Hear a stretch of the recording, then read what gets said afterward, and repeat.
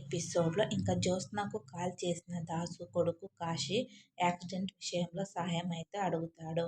చేస్తానని చెప్పి జ్యోత్స్న రివెంజ్ అయితే తీర్చుకుని జైలుకి అయితే పంపిస్తానని ప్లాన్ చేస్తుంది.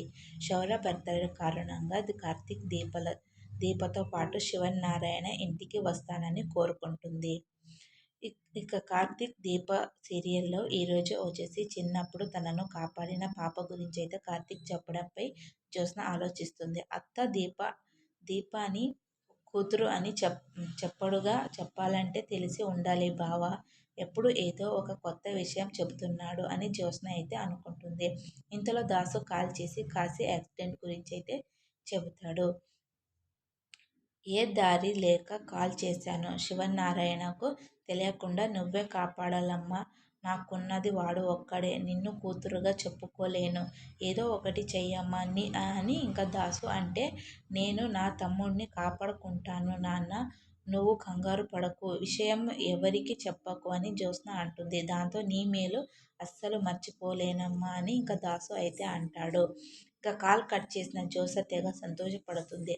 నా పెళ్ళి విషయం నాకు హెల్ప్ చేయరా అని అంటే, దీపక్ చేసావుగా, ఇప్పుడు నీకు హ్యాండ్ ఇస్తా. నువ్వు యాక్సిడెంట్ చేసినవాడు చస్తే నువ్వు కొన్నాళ్ళు జైలులో ఉంటావు. నీకు హెల్ప్ చెయ్యను అని జ్యోత్స్న అయితే అనుకుంటుంటే పారిజాతం వచ్చి అడుగుతుంది.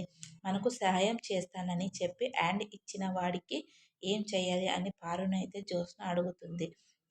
ఇంకా పొరకుయ్య అనాలి, మనల్ని మోసం చేసిన వాళ్ళను మోసం చేయాలి అని తన మనవడికి శిక్ష పడాలని ఇండైరెక్ట్గా అయితే చెబుతుంది పారిజాతం.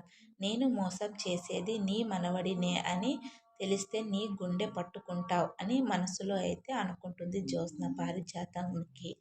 ఇంకా పారిజాతానికి దెబ్బ తీస్తుంది. ప్రాణదాత ఎవరై ఉంటారే అని పారు అడిగితే బావ మాటలు నేను నమ్మడం మానేశాను అని వెళ్ళిపోతుంది జ్యోత్స్న. ఇక ఆ సీన్ కట్ చేస్తే కనుక శౌర్య బర్త్డే ఎలా జరిగిందనేది నెక్స్ట్ ఎపిసోడ్లో అయితే తెలుసుకుందాం.